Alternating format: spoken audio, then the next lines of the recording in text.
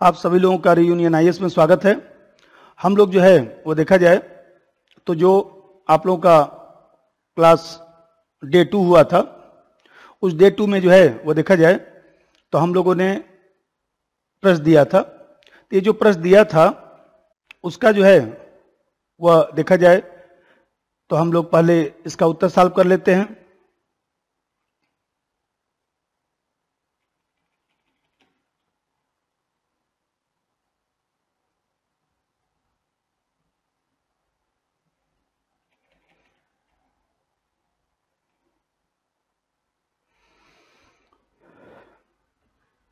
जो कल हम लोगों ने आप लोगों ने 4 मई को जो पेपर दिया था, उस पेपर में जो है कुछ प्रश्न हम लोगों ने दिया था, तो उसका पहले मैं सॉल्व करा देता हूं। ये जो पहला प्रश्न था, यूनेस्को के संदर्भ में निम्न कथनों पर विचार करें, असत्य कथन का चयन करें। आप लोग देख रहे होंगे, इसका आंसर जो है ये डी होगा। डी आंसर इसलिए होगा क्योंकि इसका मुख्यालय जो है वह देखा जाए तो वियना में नहीं है, पेरिस में है। इसी प्रकार से दूसरा प्रश्न समझिए। दूसरा प्रश्न जो है आसियान +3 फोरम में आसियान देशों के अलावा निम्न कौन कौन से देश हैं। तो जो आसियान पढ़ाते समय मैं बताया था कि इसमें जो है आसियान +3 कहते समय दिमाग में आना चाहिए कि इसमें चीन, जापान और दक्षिण कोरिया जैसे देश हैं। तो इसका आंसर जो है 2 का जो है सी होगा। अब इसमें जो है हम लोग तीसरा प्रश्न पढ़ते हैं। वह देश जो संयुक्त राष्ट्र संघ का सदस्य नहीं है, तो संयुक्त राष्ट्र संघ का जो सदस्य नहीं है इसमें ताइवान लगाना पड़ेगा, क्योंकि आप लोग जानते हैं कि 1970 में और उसका लागू किया गया 71 में। तो इसमें जो है देखा जाए तो ताइवान की जगह पर चीन को सस्ता दे दिया गया, तो ताइवान जो है वह सदस्य नहीं है। क्वेश्चन नंबर 4 समझिए। इप्सा की स्थापना 6 जून 2003 को ब्राजीलिया में हुई। इप्सा कोष में सदस्य देश $1 मिलियन अमेरिकी डॉलर का योगदान देते हैं। ये दोनों कथन सही है। दोनों कथन इसलिए सही है क्योंकि मैं उस दिन आप लोगों को बताया था कि 6 जून 2003 को जो है वह देखा जाए तो ब्राजीलिया में इसकी स्थापना भी हुआ था, और वर्तमान में इप्सा कोष में जो है सभी देश जो है $1 मिलियन देते भी हैं। अब इसमें क्वेश्चन नंबर 5 है, तो 5 पर हम लोग चर्चा करते हैं। 5 में ये जो परमाणु ऊर्जा, अंतर्राष्ट्रीय परमाणु ऊर्जा जो अभिकरण है, उसका कार्यालय न्यूयॉर्क में नहीं है, वियना में है। इसलिए असत्य कथन मतलब सही युग्म में नहीं है, तो इसका आंसर डी होगा। क्वेश्चन नंबर 6, तो क्वेश्चन नंबर 6 में जो है देखा जाए तो वियना अभिसमय चर्चा में रहा। तो आप जानते हैं कि वियना अभिसमय जो है कूटनीतिज्ञों को जो है अंतर्राष्ट्रीय स्तर पर राजनीतिक उन्मुक्ति प्रदान करने के लिए है। तो इसका आंसर जो है डी होगा। इसका आंसर जो है ये डी होगा।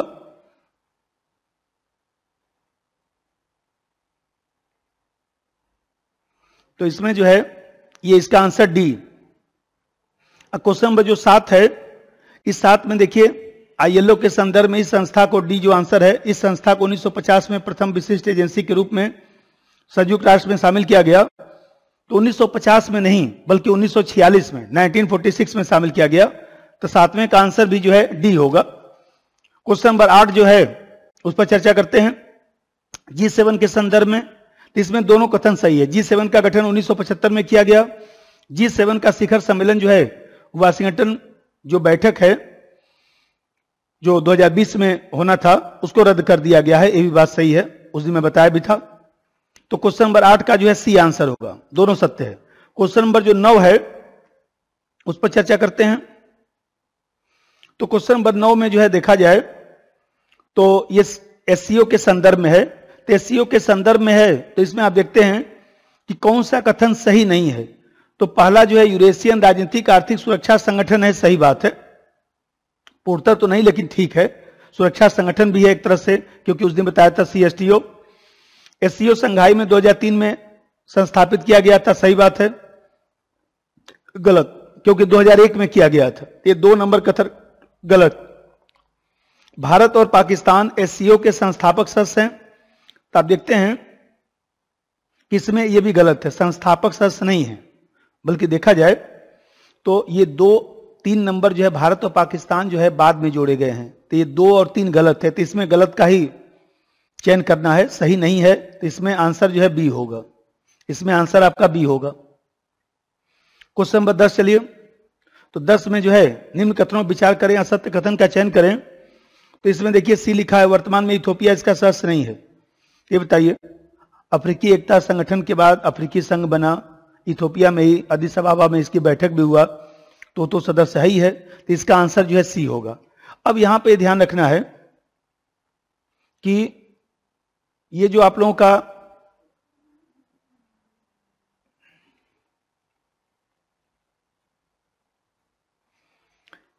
इसका आप लोग जो है वह देखा जाए तो आप लोगों के स्क्रीन पर आंसर भी है डे 2 का। इससे आप लोग जो है अपना आंसर मिला लीजिएगा। क्वेश्चन नंबर 1 का जो है डी है, क्वेश्चन नंबर 2 का जो है सी है, एक बार आप लोग देख लीजिए। क्वेश्चन नंबर 3 का जो है डी है, 4 का सी है, 5 का डी है, 6 का डी है, 7 का डी है, 8 का सी है, 9 का बी है, 10 का सी है। ठीक है, अब हम लोग जो है वो देखा जाए तो अब हम लोग आज क्लास शुरू करते हैं थोड़ा सा। तो इसमें हम लोग आज जो है, मैं 2 दिन से आप लोगों को जो है पढ़ा रहा था अंतर्राष्ट्रीय और क्षेत्रीय संगठन। तो अब आप लोग जो है थोड़ा सा उब भी गए होंगे इससे, तब हम लोग थोड़ा सा टॉपिक बदलेंगे, लेकिन फिर अंतर्राष्ट्रीय घटनाओं पर मैं दोबारा आऊंगा। तो आज हम लोग जो टॉपिक रखते हैं कि भारतीय परिप्रेक्ष्य में जो संगठन हैं, जो संस्थाएं हैं, उस पर थोड़ा सा हम लोग चर्चा कर लेते हैं। तो यहां पर जो है वो देखा जाए, भारतीय संस्थाएं / आयोग। तो यहां पर ये ध्यान रखिए, पहले थोड़ा सा कंसेप्ट आप लोगों को बता दें। ये जो संस्था और आयोग होता है वो 2 तरह का होता है। एक तो संवैधानिक होता है, कॉन्स्टिट्यूशनल, और दूसरा जो है संविधानेतर होता है। संविधानेतर होता है, एक्स्ट्रा कॉन्स्टिट्यूशनल, और ये हो गया कॉन्स्टिट्यूशनल। तो जो संवैधानिक संस्था है उसका मतलब होता है कि जिसका उल्लेख संविधान में किया गया है। जैसे मान लीजिए अनुच्छेद 280 है, तो अनुच्छेद 280 है तो उसमें जो है वित्त आयोग का उल्लेख किया गया है। जैसे मान लीजिए अनुच्छेद 263 है, अंतर्राज्यीय परिषद है। अंतर्राज्यीय परिषद है तो अंतर्राज्यीय परिषद संवैधानिक संस्था है। जैसे अनुच्छेद 324 है तो अनुच्छेद 324 में जो है इलेक्शन कमीशन का उल्लेख है, चुनाव आयोग का उल्लेख है। तो जिन संस्थाओं का उल्लेख जो है संविधान में किया गया है, जैसे आप लोग पढ़ते हैं अनुच्छेद 338 है, 338 में एससी आयोग का उल्लेख है। अनुच्छेद 338 क है, इसमें जो है एसटी आयोग रखा गया है। जैसे अनुच्छेद 338 ख है, इसमें अभी ओबीसी आयोग जोड़ा गया 102वां संविधान संशोधन द्वारा। तो आप देखते हैं कि ये सब संवैधानिक आयोग है। और संविधानेतर का मतलब होता है कि ऐसी संस्थाएं जिसका संविधान में उल्लेख नहीं है बल्कि अन्य माध्यम से बनाई गई हैं। अन्य माध्यम से बनाने का मतलब यह हुआ कि जैसे कानून के माध्यम से बना दिया गया, मंत्रिमंडलीय संकल्प के माध्यम से बना दिया गया। तो ये जो संविधानेतर संस्था है यह अन्य माध्यम से बनाया जाता है, इसका संविधान में उल्लेख नहीं होता है। और यह संस्थाएं 2 तरह की होती हैं, एक तो कानूनी संस्था या विधिक संस्था, एक ही बात है। और दूसरा जो है मंत्रिमंडलीय संकल्प की संस्था। मंत्रिमंडलीय संकल्प की संस्था। अब जैसा समझिएगा, जो कानूनी संस्था है जिसका कानून के माध्यम से बनाया गया, जैसे NHRC, national human right commission, जैसे नेशनल कमीशन फॉर वुमेन, राष्ट्रीय महिला आयोग, जैसे अल्पसंख्यक आयोग भी आजकल कानूनी संस्था ही है, अभी उसको संवैधानिक दर्जा नहीं मिला है। माइनॉरिटी कमीशन, अल्पसंख्यक आयोग। अब मंत्रिमंडलीय संकल्प की जो संस्था है, मंत्रिमंडल ने संकल्प लेकर, न तो संविधान में उल्लेख है न तो कानून के माध्यम से बनाया गया, बल्कि मंत्रिमंडल ने संकल्प लेकर बनाया। जैसे आप लोग पढ़ते हैं नीति आयोग, या पहले आप लोग पढ़ते थे योजना आयोग, राष्ट्रीय विकास परिषद, ये सब मंत्रिमंडलीय संकल्प की संस्था है। ये तो कंसेप्ट ये हुआ। अब यहां पे ध्यान रखना है कि इन संस्थाओं को जो है 2 भागों में बांटा जाता है। जैसे मान लीजिए इसको हमने ए मान लिया, इसको बी मान लिया, इसको सी मान लिया। तो जो ABC संस्था है, A plus B plus C, ये तीनों जो संस्थाएं हैं उनको जो है दो भागों में बांटा जाता है। एक तो होता है स्टैट्यूटरी बॉडी,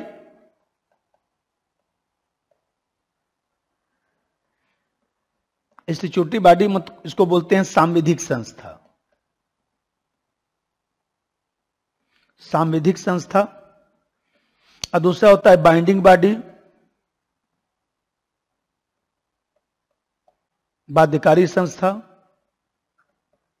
बाध्यकारी संस्था। तो यहां पे ध्यान रखना है कि ये जो सांविधिक संस्था है ये सलाहकारी संस्था है। जो सलाहकारी संस्थाएं होती हैं उसको हम लोग जो है वो देखा जाए तो सांविधिक संस्था बोलते हैं। अब बाध्यकारी संस्था का मतलब होता है जिसका निर्णय बाध्यकारी होता है, जिसका निर्णय सामान्यतः बाध्यकारी होता है,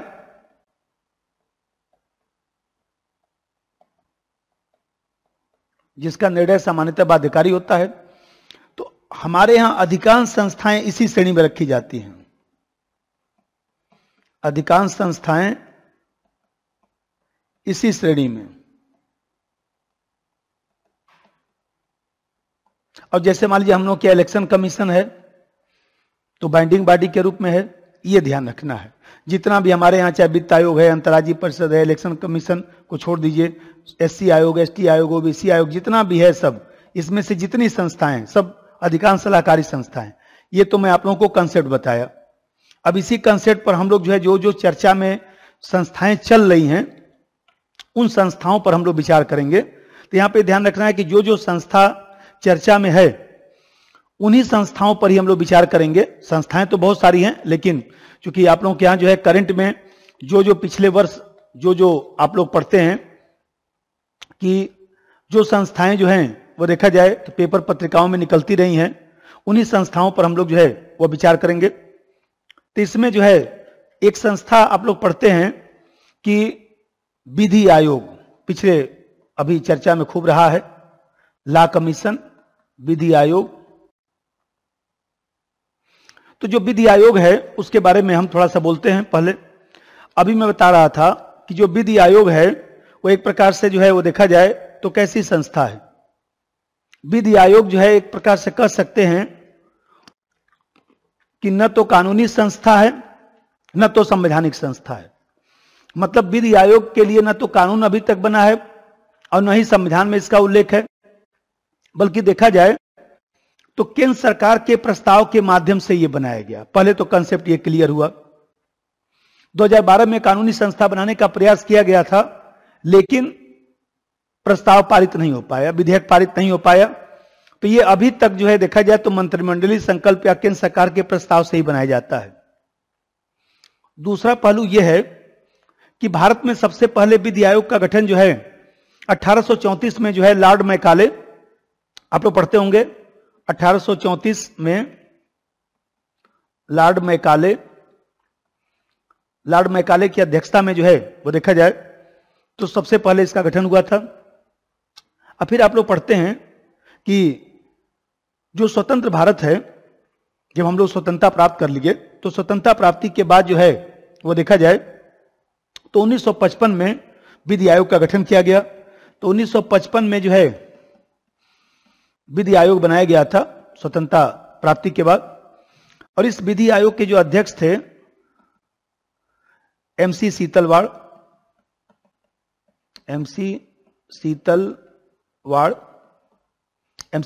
इसके अध्यक्ष थे। और MC सीतलवाड़ जो है पहले महान्यायवादी भी रह चुके हैं। पहले महान्यायवादी भी थे।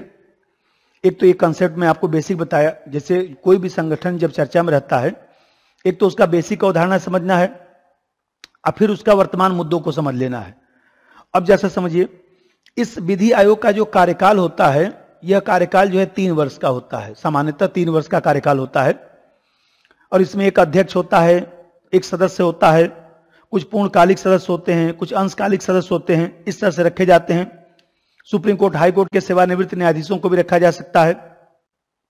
कुछ कानूनी सलाहकार के रूप में भी लोगों को रख दिया जाता है। ये सब तो मैं बताया कि ये सब जो चीजें हैं वो परंपरागत जो चीजें हैं। अब देखिए, जो हम लोग के यहां अभी जो 21वां जो विधि आयोग की जो रिपोर्ट आई, 21वां विधि आयोग की जो रिपोर्ट थी, 277वीं रिपोर्ट जो चर्चा में था।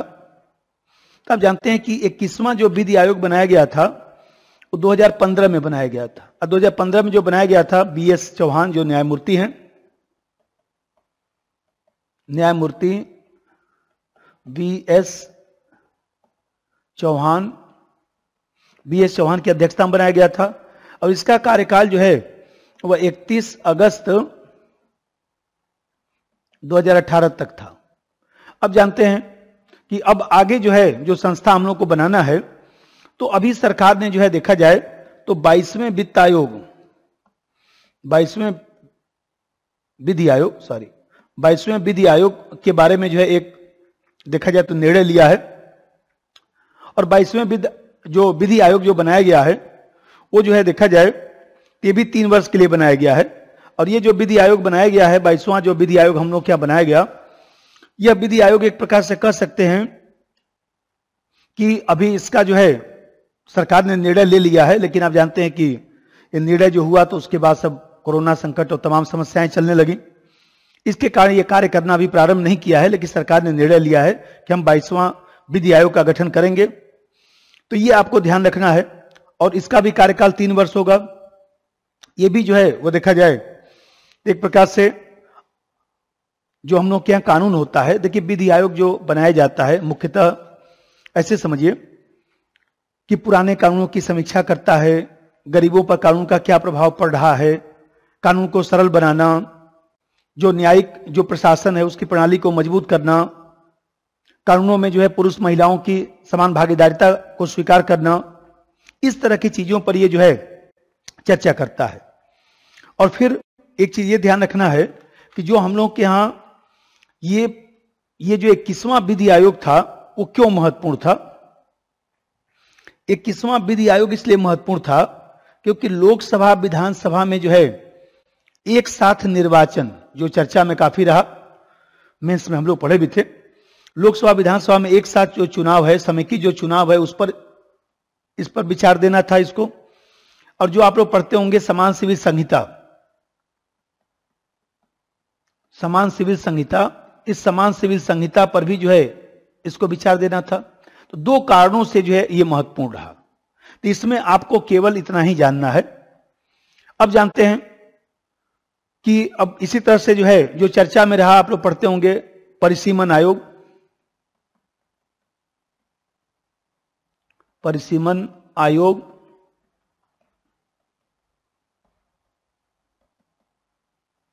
डिलिमिटेशन कमीशन, ये भी चर्चा में रहा। तो जो डिलिमिटेशन कमीशन रहा है उसके बारे में थोड़ा सा मैं बताता हूं। ये जो डिलिमिटेशन कमीशन था, ये हमारे यहां संविधान में जो है वो देखा जाए तो संविधान में इसको अनुच्छेद 82 में लिखा गया है। अनुच्छेद 82 में बाकायदे जो है इसका उल्लेख किया गया है। तो आप जानते हैं कि अनुच्छेद 82 में जो इसका उल्लेख किया गया तो उसमें यह कहा गया था कि प्रत्येक 10 वर्ष पर जो है, मतलब जब जनगणना हो जाती है तो प्रत्येक 10 वर्ष पर जो है डिलिमिटेशन कमीशन बनाया जाएगा। ये बात हमारे यहां मूल संविधान में लिखा गया। और आप जानते हैं कि ये संसद को अधिकार दिया गया है। डिलिमिटेशन आयोग कौन बनाता है?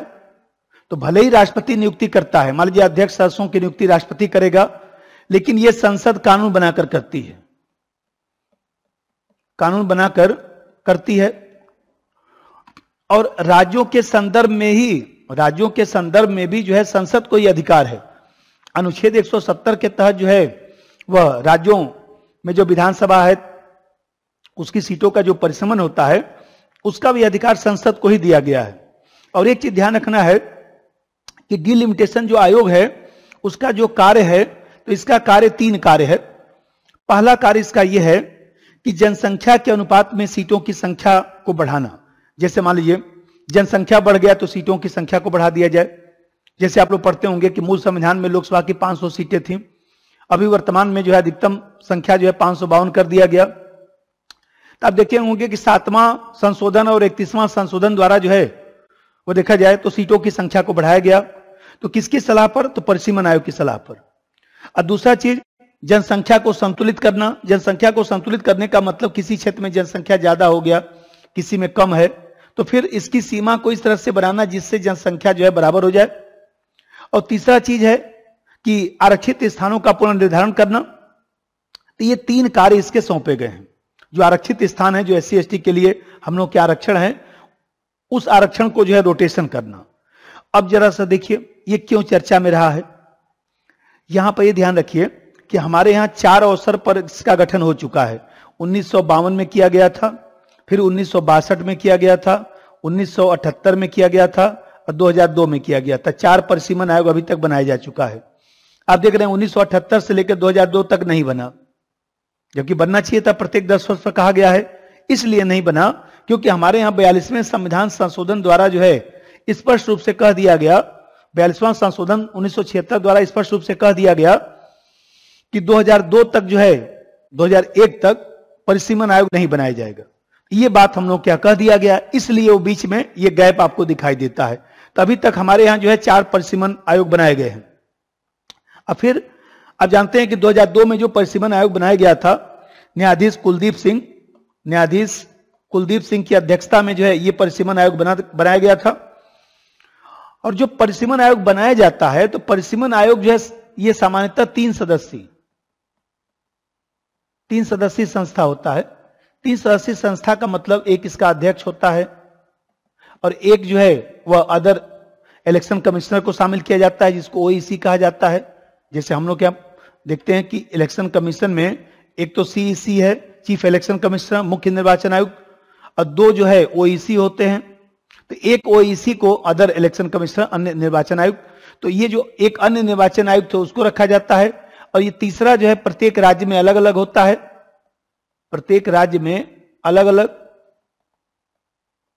इसमें जो है राज्य निर्वाचन आयुक्त को भी रखा जा सकता है।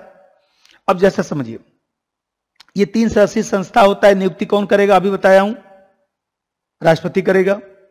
संसद के माध्यम से बनाया गया और यह एक प्रकार से कह सकते हैं कि निर्वाचन आयोग का सहयोगी है, मतलब निर्वाचन आयोग के नियंत्रण में भी कार्य करता है, उसका सहयोगी है, क्योंकि जो काम निर्वाचन आयोग को करना चाहिए वो काम जो है परिसीमन आयोग करता है। तो मैं बताया कि अनुच्छेद 82 में कहा गया कि संसद द्वारा प्रत्येक जनगणना के बाद संसद जो है कानून बनाकर परिसीमन आयोग जो है बनाएगी। और यह जो है देखा जाए तो केंद्र सरकार जो है परिसीमन आयोग का गठन करेगा और नियुक्ति जो है राष्ट्रपति द्वारा किया जाएगा।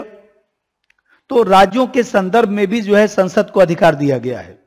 तो ये तो इसका बेसिक कंसेप्ट हो गया। अब आप लोग पढ़ते होंगे कि जैसे ये वर्तमान में क्यों चर्चा में रहा, तो यहां पे ध्यान रखना है कि जो परिसीमन आयोग 2002 में बनाया गया था, यह परिसीमन आयोग जो है 2008 में अपनी फाइनल रिपोर्ट दे दिया, अंतिम रिपोर्ट दे दिया। तो ये जो अंतिम रिपोर्ट दे दिया, तो उस अंतिम रिपोर्ट में इसने स्पष्ट रूप से कहा था कि भाई असम, अरुणाचल प्रदेश, मणिपुर, नागालैंड और जम्मू कश्मीर के लिए कोई परिसीमन नहीं किया गया था। कानून व्यवस्था की समस्या थी, इसके कारण परिसीमन नहीं हो पाया। अब यह चर्चा में इसलिए रहा क्योंकि अभी आप लोग पढ़ते होंगे कि 2020 में निर्णय लिया गया है, 2020 में निर्णय लिया गया है इसमें कि ये जो राज्य थे, जम्मू कश्मीर था, अब जो मान लीजिए जम्मू कश्मीर, तो आप देखते हैं कि केंद्र शासित प्रदेश बन गया है, उसको 2 भागों में बांट दिया गया, लद्दाख हो गया, जम्मू कश्मीर हो गया। तो जो जम्मू कश्मीर है, असम है, भाई लद्दाख तो केंद्र शासित प्रदेश है, वहां पर तो विधानसभा होगी नहीं, लेकिन जम्मू कश्मीर में विधानसभा होगी, भले ही केंद्र शासित प्रदेश है।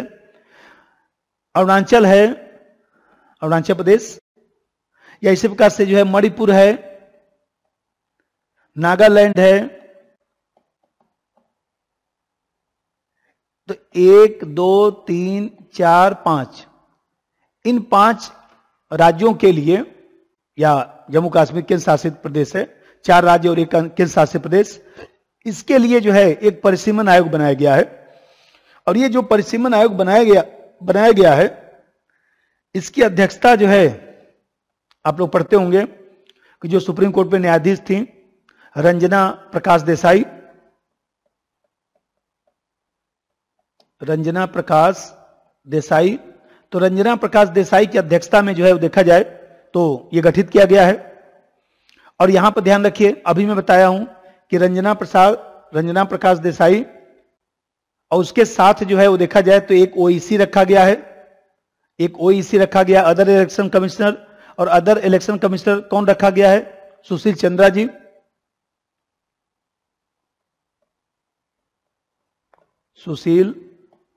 चंद्रा जी।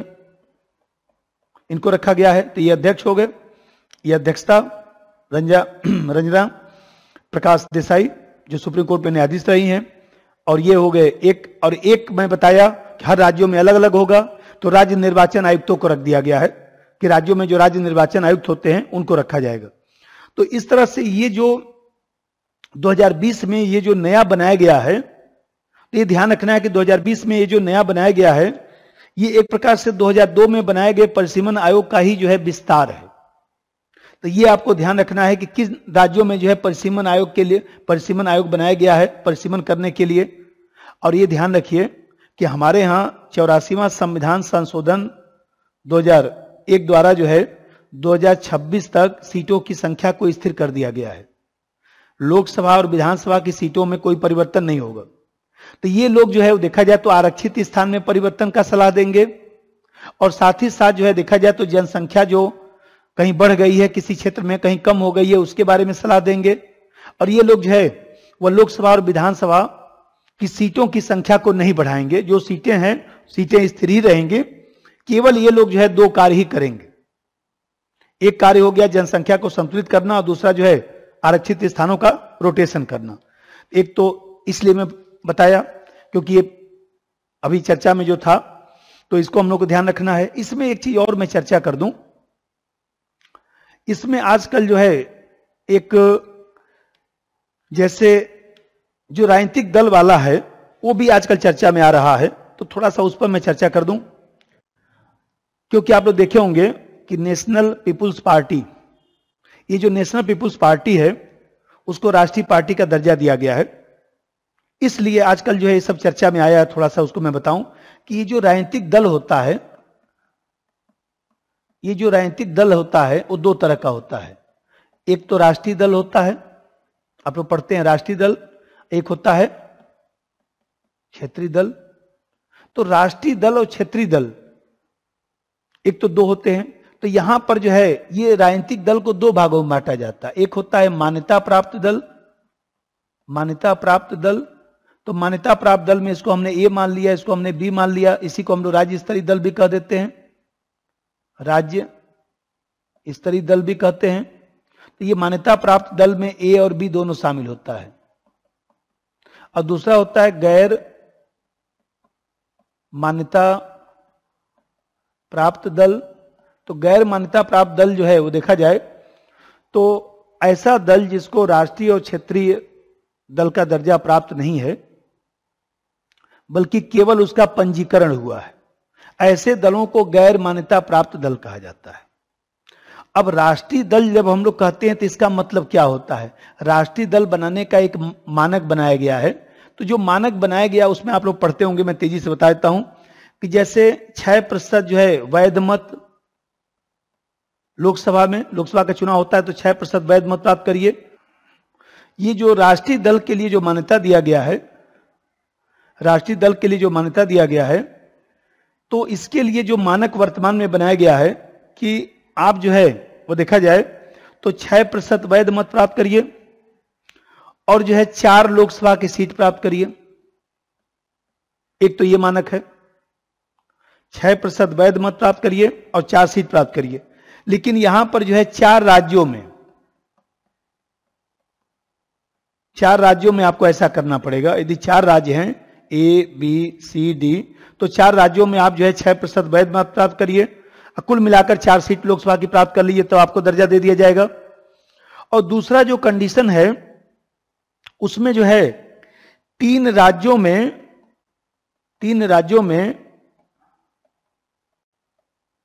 कुल मिलाकर 2% सीट लोकसभा की। तो 3 राज्यों में 2% सीट का मतलब 2/100 गुणे लोकसभा में कितनी संख्या है वर्तमान की 545, मतलब 11 सीट। तो यदि आप 3 राज्यों में मिलाकर 11 सीट प्राप्त कर लेते हैं, जैसे A, B, C 3 राज्य हैं, यहां से 2 सीट आपने पाया, यहां से 1 सीट पाया, यहां से 10 सीट पाया, तो देखिए 13 सीट हो गया। इसका मतलब 3 राज्य मिलाकर हर जगह से, मान लीजिए आप यहां से 1 प्राप्त करते हैं, यहां 1 प्राप्त करते हैं, यहां 9 प्राप्त करते हैं, तब भी आपको 11 सीट हो जाएगा, तब भी आपको राष्ट्रीय दल का दर्जा दे दिया जाएगा। और तीसरा जो कंडीशन है X3, उसमें यह कहा गया है कि यदि 4 राज्यों में क्षेत्रीय दल का दर्जा आप प्राप्त कर लेते हैं तब भी आपको जो है राष्ट्रीय पार्टी का दर्जा दे दिया जाएगा। तो तीसरा कंडीशन यह है। और इसी में एक चौथा कंडीशन जो है वो देखा जाए तो आप जानते हैं कि ये जो 3 कंडीशन बनाया गया है तो इसको 3 ही मानिए, कि जैसे मान लीजिए यहां पर ऐसे समझिए कि एक तो पहला कंडीशन 6% वैध मत प्राप्त करिए 4 राज्यों में, 4 सीट प्राप्त करिए लोकसभा का। और दूसरा जो है 3 राज्यों में कुल मिलाकर 2% सीट लोकसभा का प्राप्त करिए, तो इसका मतलब 11 सीट प्राप्त करिए। और तीसरा मैं बताया कि 4 राज्यों में जो है 4 राज्यों में क्षेत्रीय दल का दर्जा हो, क्षेत्रीय दल या राज्य स्तरीय दल ही उसको कहा जाता है, निर्वाचन आयोग राज्य स्तरीय दल ही कहता है, राज्य स्तरीय दल हो। एक तो राष्ट्रीय दल का ये मान्यता का मैं बताया कि राष्ट्रीय दल के लिए मान्यता बनाया गया है, मानक बनाया गया है।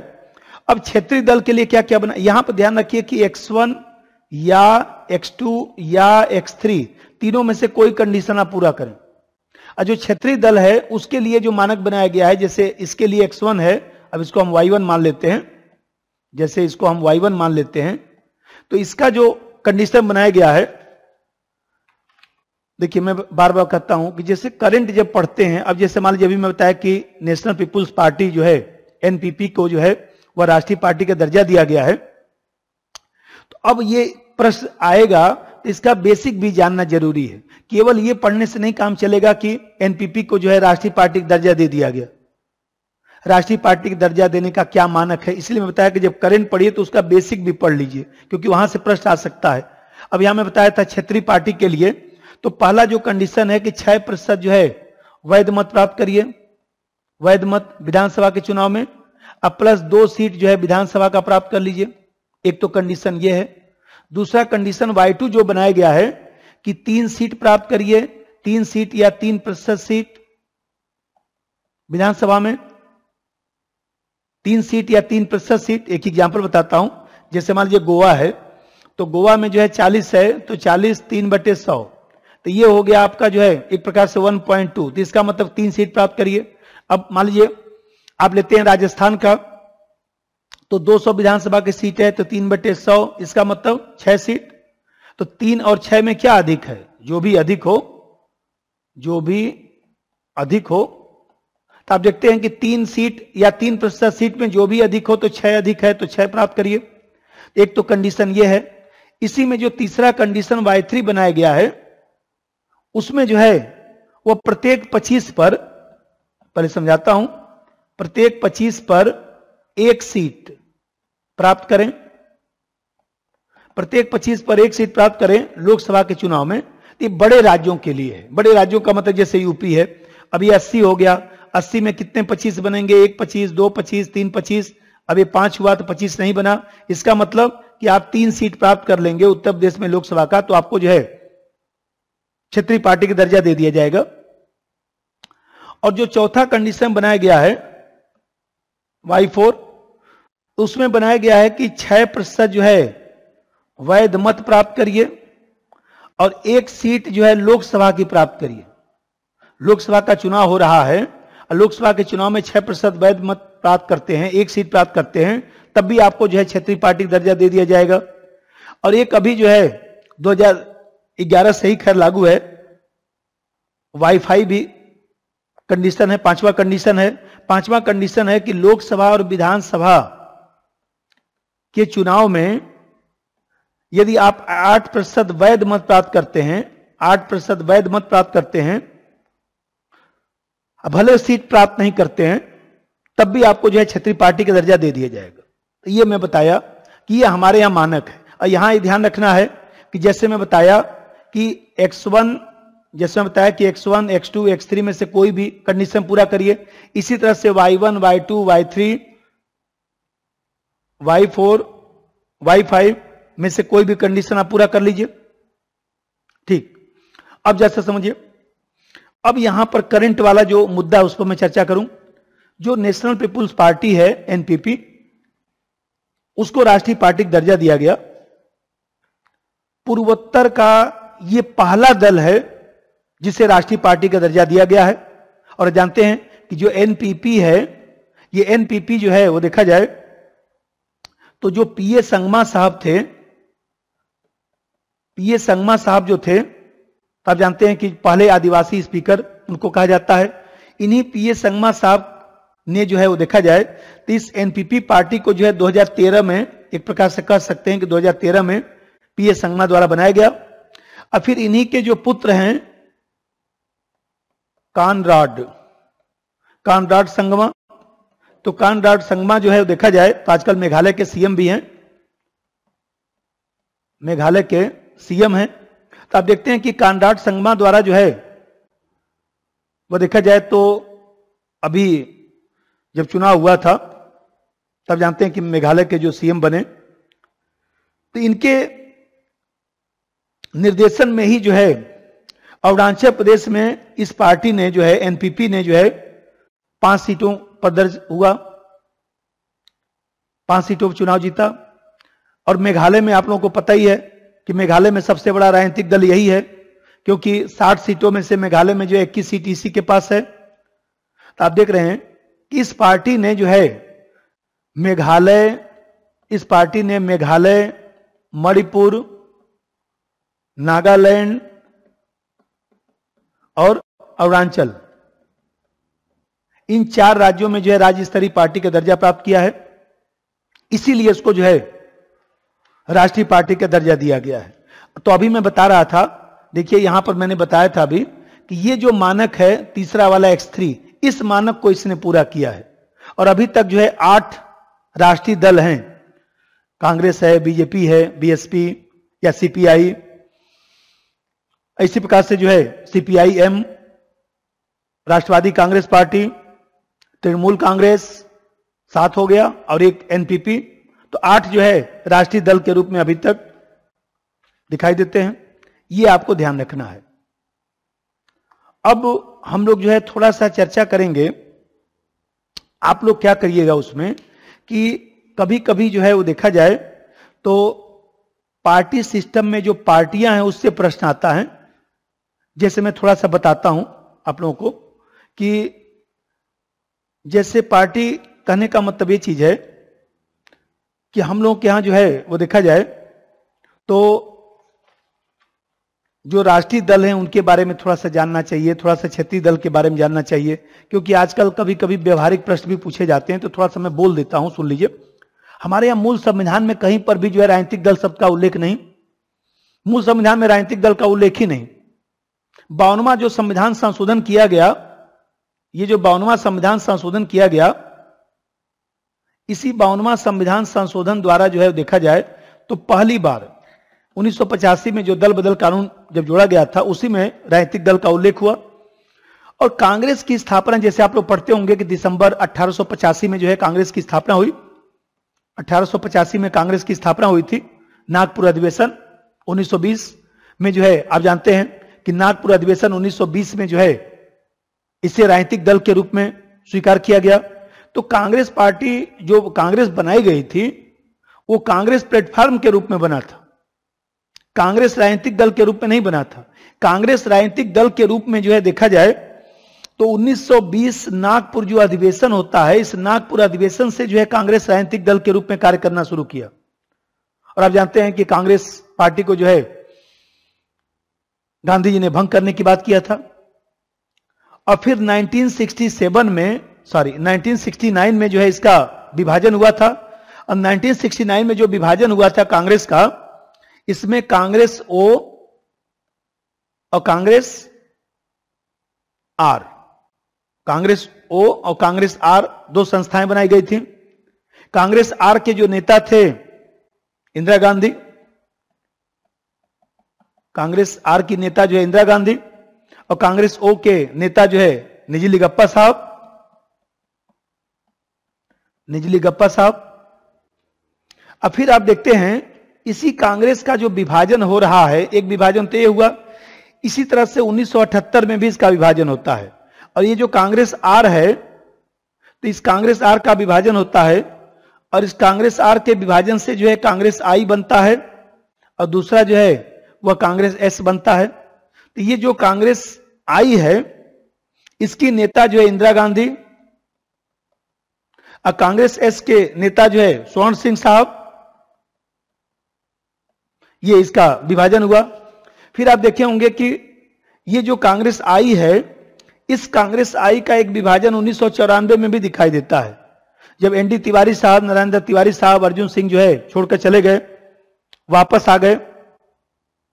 अब फिर आप देखते हैं कि ये 1994 के बाद 1999 में भी एक विभाजन है, जब शरद पवार साहब, पीए संगमा साहब, तारिक अनवर साहब, ये लोग अलग होकर जो है वो देखा जाता है एनसीपी, जो शरद पवार साहब की पार्टी है, नेशनलिस्ट कांग्रेस पार्टी, ये बनाया गया। और फिर आप जानते हैं कि पीए संगमा साहब ने, अभी मैं बताया आपको कि एनपीपी बनाया। इस तरह से भी हम लोग को थोड़ा सा इसका ध्यान रखना चाहिए। तो पार्टियों के बारे में भी थोड़ा सा पढ़ लीजिएगा। जैसे बीजेपी है, अब बीजेपी जो है वह जनसंघ के वारिस के रूप में है। अब बीजेपी का गठन जो है वो देखा जाए तो 6 अप्रैल, बीजेपी का जो गठन है वो 6 अप्रैल 1980 को हुआ। अब फिर आप जानते हैं कि दोहरी संस्था के मुद्दे पर जो है वो देखा जाए तो एक प्रकार से कह सकते हैं कि उसमें जो है थोड़ा सा अलगाव भी दिखाई दिया, क्योंकि जनसंघ की जो स्थापना था, जनसंघ की जो स्थापना था 1951 में किया गया था, और इसी जनसंघ से ही बीजेपी पार्टी बना है। श्यामा प्रसाद मुखर्जी साहब, इन लोगों ने मिलकर जो है जनसंघ बनाया था। बाद में अटल बिहारी वाजपेयी साहब, तमाम लोगों ने मिलकर बीजेपी बनाया। तो इसी जनसंघ का ही जो है वारिस कहा जाता है। तो आप लोगों को क्या करना है कि पार्टियों के बारे में भी थोड़ा सा जानना है। और जब हम लोग पीटी क्लास करते हैं तो उसमें पार्टियों के बारे में जो हम लोग पढ़ते हैं वहां से भी प्रश्न आ सकता है, ये भी ध्यान रखना है। जैसे मान लीजिए साम्यवादी दल है, तो 1925 में जो है भारतीय साम्यवादी दल की स्थापना की गई। एसपी डांगे साहब, एमएन राय साहब के प्रयास से हुआ था। फिर 1964 में जो है ज्योति बसु साहब, धर्म कुमार, इन लोगों के प्रयास से जो है सीपीआई की स्थापना हुई। तो ऐसे हम लोग को कुछ दलों के बारे में पढ़ लेना है, क्योंकि वहां से भी प्रश्न आ सकता है। तो मैं बताया, तो एक अपना लिस्ट बना लीजिएगा। जैसे जो जो पार्टियां चलती हैं, जैसे बीएसपी है, तो बीएसपी का गठन जो है अप्रैल में ही हुआ था। 1984 में बीएसपी का गठन हुआ था। बीएसपी का गठन जो है 1984 में किया गया था। मायावती जी, काशीराम, मायावती जी और काशीराम साहब द्वारा। इस तरह से जो जो पार्टियां हैं उसके बारे में, जैसे शिवसेना है 1980 में गठन हुआ, बाल ठाकरे साहब ने किया। जैसे असम गण परिषद है, तो असम गण परिषद का गठन 1985 में हुआ, और असम गण परिषद जो है वह पी.के. माकी द्वारा। तो आप जानते हैं कि जैसे मान लीजिए तेलुगु देशम पार्टी है, तो तेलुगु देशम पार्टी जो है 1882 में एनटी रामाराव द्वारा। जैसे अकाली दल है 1925 में मास्टर तारा सिंह खड़क सिंह द्वारा। जैसे डीएमके पार्टी है द्रविड़ मुनेत्र कड़गम 1949 में डीएमके, जो डीएमके पार्टी है 1949 में सीएम अन्नादुरई साहब, सीएम अन्नादुरई साहब। अब जैसा समझिए, ऐसी डीएमके पार्टी का ही जो है वो देखा जाए तो आप जानते हैं कि इसी से एआईडीएमके बना, एआईडीएमके बना। और एआईडीएमके जो बना, तो आप जानते हैं कि एआईडीएमके जो है 1972 में बना, और एआईडीएमके जो बना वो एमजी रामचंद्र साहब,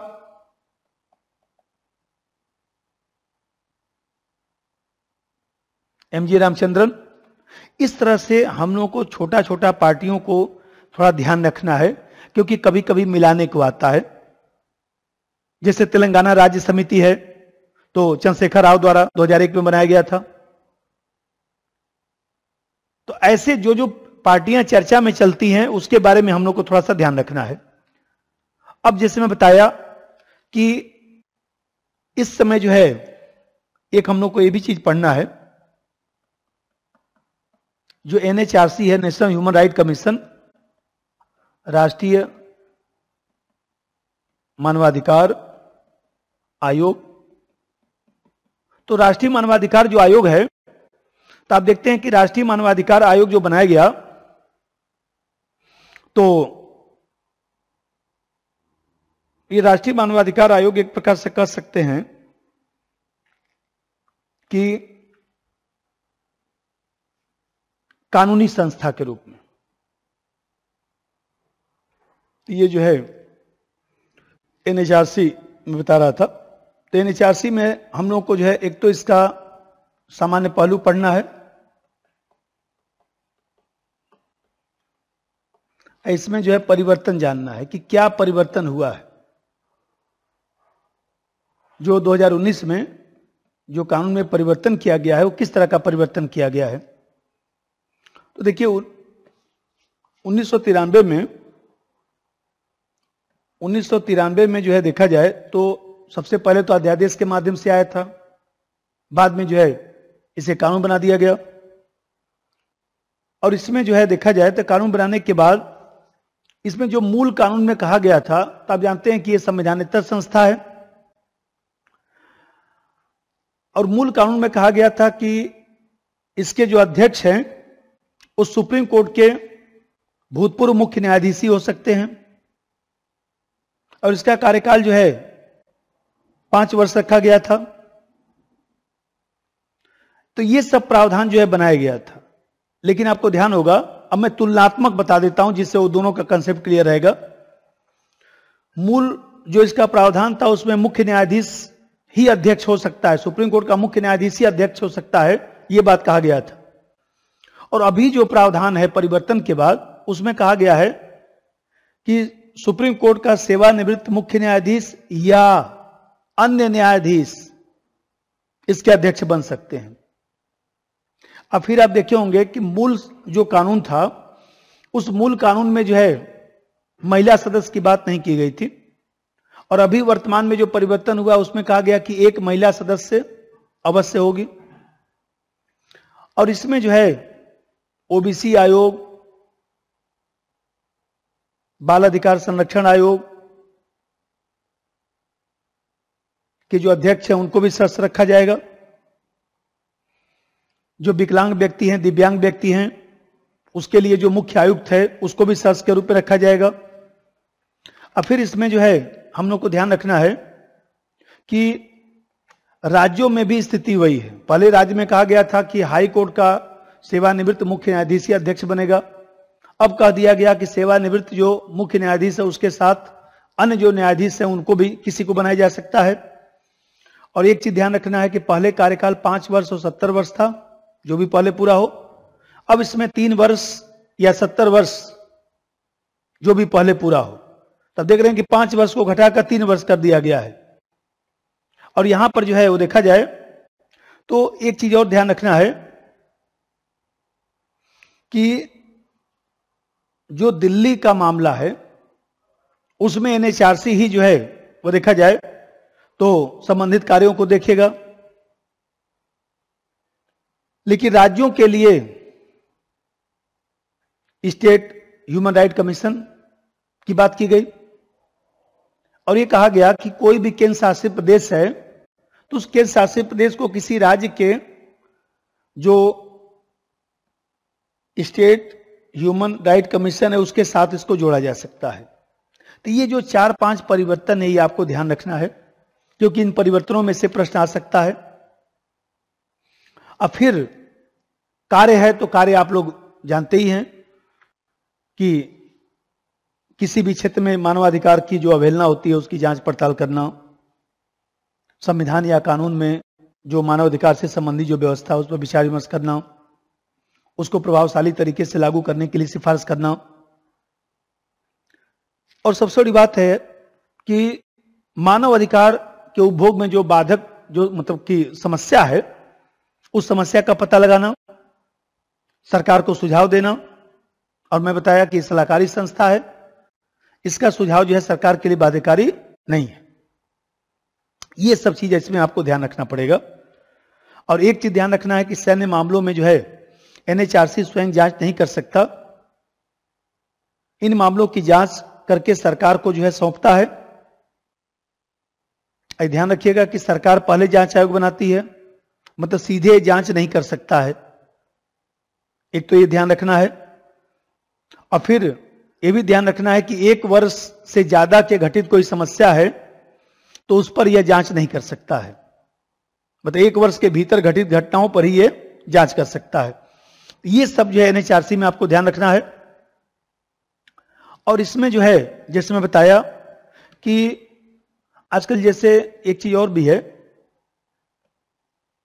अंतर्राज्यीय परिषद पर जो है आप देखे होंगे कि अंतर्राज्यीय परिषद वाला जो पुनर्गठन हुआ है तो उसका भी प्रश्न आ सकता है। थोड़ा सा मैं उसको भी बोल देता हूं।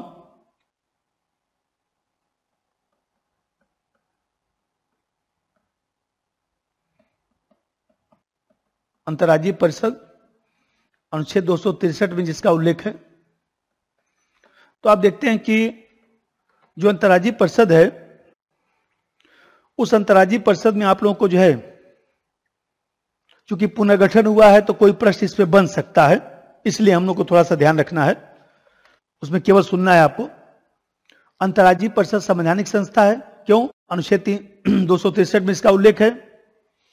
और मंत्रिपरिषद की सलाह पर राष्ट्रपति इसका गठन करता है। और जो केंद्र राज्य संबंधों के लिए सरकारी आयोग बनाया गया था, उसी सरकारी आयोग ने अंतर्राज्यीय परिषद के गठन की बात की थी। और इसी सरकारी आयोग के सुझाव पर जो है 1990 में जो है वीपी सिंह साहब ने, जो प्रधानमंत्री थे, वीपी सिंह साहब ने या वीपी सिंह सरकार ने जो है देखा जाए तो 1990 में जो है अंतर्राज्यीय परिषद का पहली बार गठन किया। ये तो इसका बेसिक कंसेप्ट है। और ये जो अंतर्राज्यीय परिषद है, इसका अध्यक्ष प्रधानमंत्री होता है, पदेन होता है, एक्स ऑफिसियो। मतलब जो प्रधानमंत्री होगा वही अंतर्राज्यीय परिषद का अध्यक्ष होगा। सभी राज्यों के सीएम को शामिल किया जाता है। विधानसभा वाले यूटी के मुख्यमंत्री या अन्य यूटी के प्रशासक और प्रधानमंत्री द्वारा नामित जो है 6 कैबिनेट मंत्रियों को इसमें रखा जाता है। वर्ष में कम से कम 3 बैठक करने की बात की गई है। इस पर निर्णय जो है सर्वसम्मति से होता है। और इसकी गणपूर्ति कोरम जो है 10 रखा गया, मतलब 10 सदस्य उपस्थित होंगे तभी इसकी बैठक होगी। और अभी आप पिछले वर्ष में देखे होंगे कि इसका पुनर्गठन किया गया है, पुनः इसे बनाया गया है, इसलिए इसको ध्यान रखना है। राज्यों के मध्य जो है उत्पन्न जो विवाद है उसकी जांच करना, सरकार को सलाह देना, नीति क्रियान्वयन के मध्य जो अंतर है उसमें समन्वय के लिए सलाह देना, विभिन्न विषयों के मध्य जो है विचार विमर्श करना, ये सब चीज थोड़ा सा आपको ध्यान रखना है, क्योंकि ये भी प्रश्न आ सकता है। जो पेपर पत्रिका में पिछले 1 साल में निकला है उस पर हम लोग चर्चा करेंगे। मैं अभी बताया हूं कि संस्था तो बहुत सारी हैं, लेकिन जो प्रश्न आ सकते हैं उन्हीं संस्थाओं के बारे में हम लोग चर्चा करेंगे। तो इसमें जो है एक चीज और भी है, एक आप लोग सुनते होंगे, बार बार पेपर में निकलता है, अभी कल परसों भी एनआईए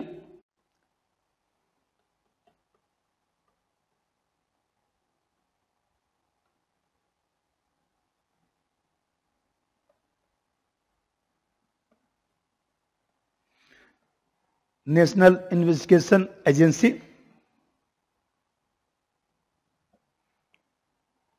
राष्ट्रीय जांच एजेंसी,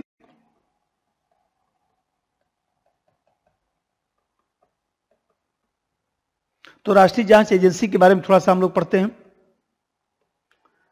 26 नवंबर 2008 में 26/11 जो घटना घटा था, मुंबई घटना, इसी घटना के बाद सरकार ने जो है एनआईए के गठन की बात की थी। और 10 जनवरी 2009 से इसको लागू किया गया। 10 जनवरी 2009 से जो है एनआईए को लागू किया गया।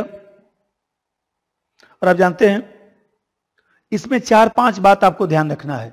आतंकवादी जो घटना होता है उन घटनाओं की यह जांच करता है। आतंकवाद के संदर्भ में जो मान लीजिए मादक द्रव्य है, चाहे हथियार है, तस्करी है, इस तरह की चीजों की जांच कर सकता है। एनआईए को जो है राज्य सरकार से जांच के लिए अनुमति लेने की कोई आवश्यकता नहीं है। सूचना मिलने पर केंद्र सरकार के आदेश पर जो है 15 दिन के भीतर यह संस्था जो है जांच करती है। 15 दिन के भीतर जांच करके अपनी रिपोर्ट जो है सरकार को उपलब्ध कराती है। और सबसे बड़ी बात है कि आतंकवाद से जुड़े जो मामले हैं उसके लिए विशेष न्यायालय बनाया जाएगा,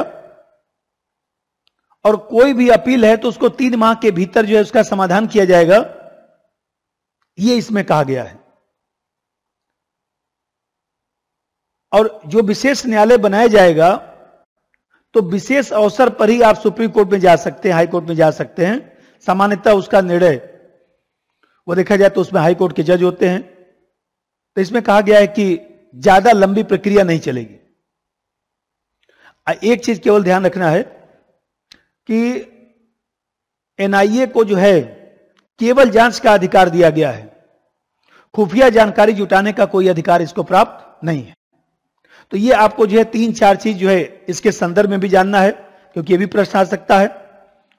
और यहां पर जो है वो देखा जाए तो 1-2 चीज और भी मैं बताता हूं उसमें।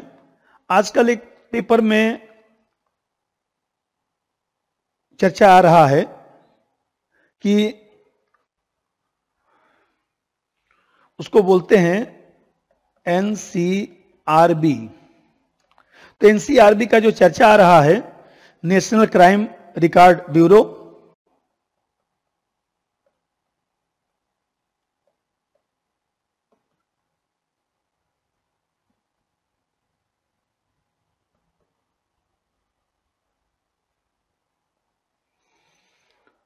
राष्ट्रीय अपराध record bureau,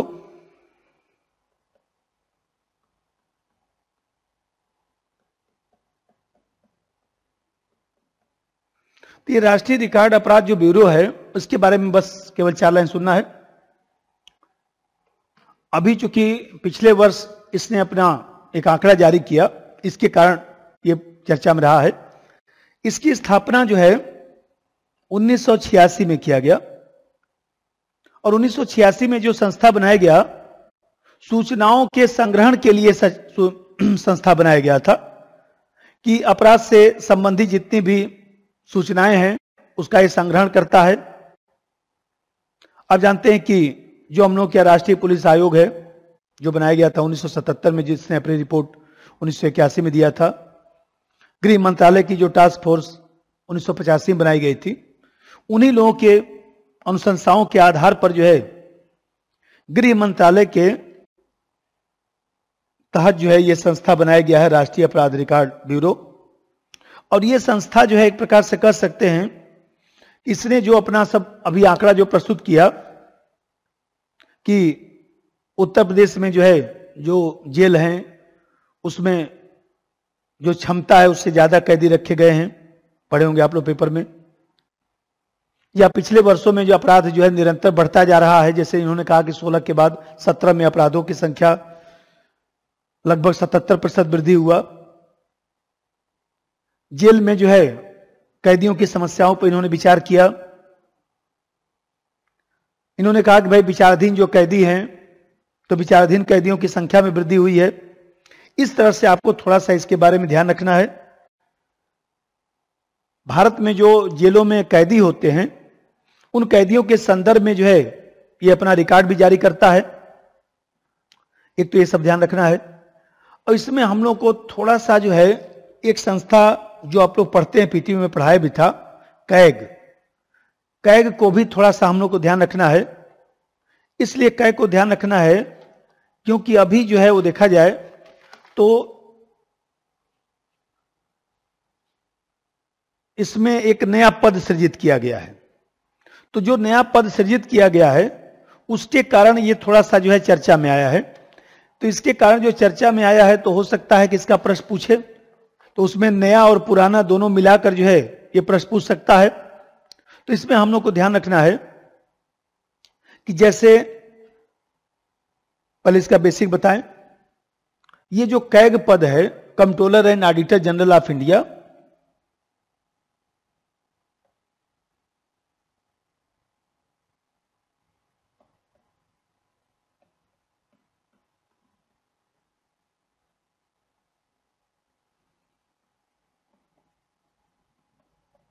controller and auditor general of India, तो ये ध्यान रखना है कि 1935 के, इसमें दो चीज जानना है। एक तो पहले सामान्य पहलू इसका समझ लीजिए, जो आप लोग पीटी में मैं पढ़ाया भी था आप लोगों को, एक तो वो सब ध्यान रखना है। और जो वर्तमान में अभी परिवर्तन जो हुआ है थोड़ा सा उसके बारे में ध्यान रखना है।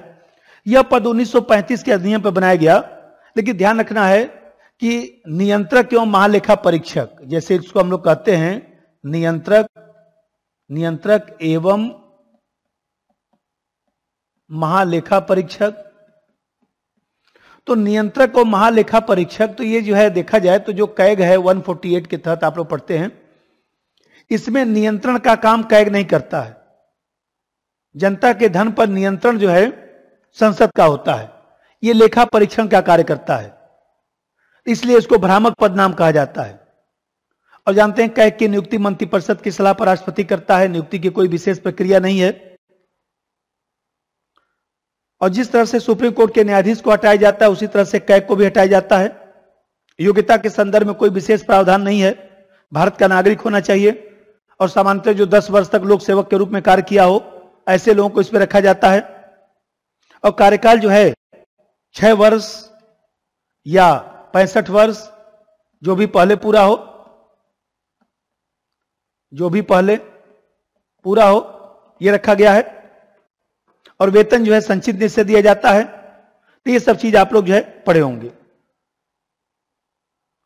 और ये जो संस्था है जो कैग है, वह केंद्र और राज्य स्तर पर जो है देखा जाए तो जो भी खर्चे होते हैं उन समस्त खर्चों की जांच करता है। लेकिन ध्यान रखना है कि पंचायत और सहकारिता से संबंधित चीजों की जांच नहीं कर सकता, ऑडिट नहीं कर सकता, क्योंकि राज्य सूची का विषय है। तो इसका कार्य हम लोगों को ध्यान रखना है, क्योंकि पूछता है कि कैग कौन सा कार्य नहीं करता है। और फिर केंद्र और राज्यों में जो है लेखा बनाने की विधि प्रारूप इसका निर्धारण करता है, वार्षिक लेखों का प्रमाणीकरण करता है, IMF वर्ल्ड बैंक द्वारा जो पैसा लिया जाता है उसका लेखा जोखा रखता है, उसका लेखा परीक्षण करता है, संसदीय जो समितियां होती हैं उसमें सहायता देता है। ये सब आप लोग पढ़ते हैं। लेकिन अब इसमें हम लोग को ध्यान रखना है कि एक जो है CGA जो पद है, कंट्रोलर जनरल ऑफ अकाउंट,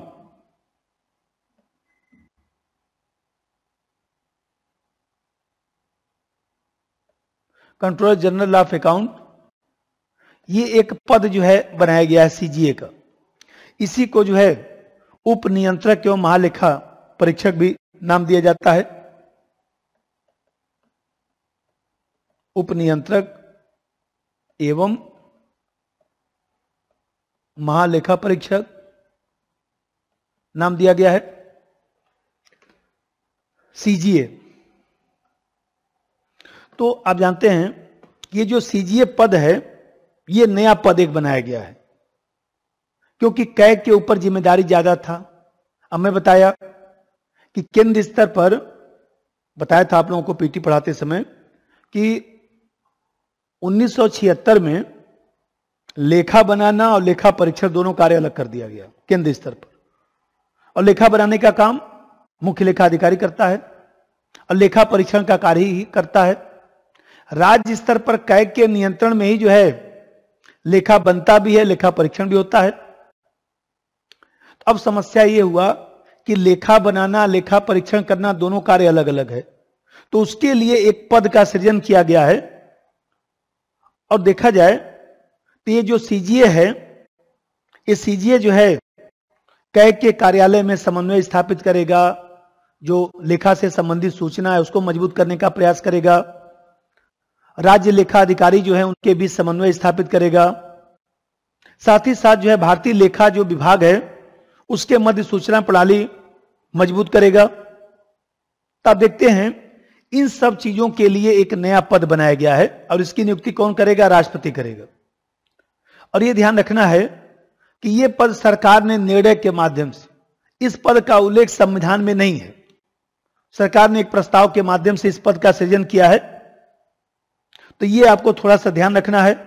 और ये जो सीजीए है, ये सीजीए जो है, जो हम लोग क्या ग्रुप ए होता है, भारतीय लोक लेखा सेवा, या इसी प्रकार से जो ग्रुप बी होता है, केंद्रीय लोक लेखा जो कार्यालय जितने भी हैं, इन सब चीजों का जो है ये प्रबंधन का कार्य करेगा। तो एक नया पद बनाया गया है और इस पद को जो है वो देखा जाए तो rule of business, rule of business,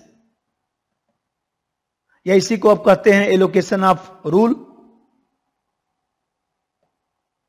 allocation of rule, सरकार के कार्य करने के तरीके, या आप कह सकते हैं कि सरकार कार्य आवंटन नियम, कार्य आवंटन नियम। तो कार्य आवंटन नियम जो 1961 का है, इसी के तहत जो है इसको कर्तव्य और उत्तरदायित्व दिया गया है। इसी के तहत जो है ये जो कार्य आवंटन जो नियम है 1961 का, इसी के तहत इसको कर्तव्य और उत्तरदायित्व का निर्धारण किया गया है। एक चीज ये ध्यान रखिएगा। और मैं अभी बता रहा था कि यह कोई संविधान में इस पद का उल्लेख नहीं है। राष्ट्रपति जो है अनुच्छेद 150 के तहत जो है, जो राष्ट्रपति को अधिकार दिया गया है, उसी शक्ति के तहत राष्ट्रपति ने इस पद का सृजन किया है। और मैं बताया कि हम लोग के यहां कार्य आवंटन नियम राष्ट्रपति बनाता है, इसीलिए राष्ट्रपति ने जो है वो देखा जाए तो कार्य आवंटन नियम के तहत जो है इस पद का सृजन किया है, नियुक्ति राष्ट्रपति करता है। तो ये नया पद बनने के कारण जो है कैग का प्रश्न आ सकता है। और हम लोग जो है आज क्लास इतना ही करेंगे। और इसमें ध्यान रखिए कि जो हम लोग के यहाँ आयोग है, परिषद है, इसी पर जो है वो देखा जाए तो डे 3 करके जो है 10 क्वेश्चन हमने दिया है, 10 प्रश्न हमने रखा है। उस 10 प्रश्न को आप लोग सॉल्व करेंगे। और फिर मैं बताया कि सप्ताह में जो है 3 दिन ही ये चर्चाएं चलेंगी, मंडे, वेडनेसडे और फ्राइडे। ये 3 दिन ही जो है ये चर्चा चलता है। और तीनों दिन जो है, अभी जैसे मान लीजिए आज 8 तारीख है, तो आज 8 तारीख है, तो आज मैं आप लोगों को जो है 10 प्रश्न जो है इस पर दूंगा। और इसका उत्तर जो है फिर जो मंडे आएगा, उस मंडे को जो है इसका उत्तर मैं बताऊंगा। तो आप लोग इस पर आधारित 10 प्रश्न जो है इसको सॉल्व करिएगा। और फिर हम लोग जो है जितने भी चर्चाएं, और भी एक और हम लोग इसका जो है भारतीय राज्य व्यवस्था में जो संस्था है, उन संस्थाओं पर जो भी अभी चर्चा में संस्थाएं हैं, आयोग हैं, उस पर हम लोग एक दिन और जो है वो चर्चा करेंगे मंडे को। धन्यवाद।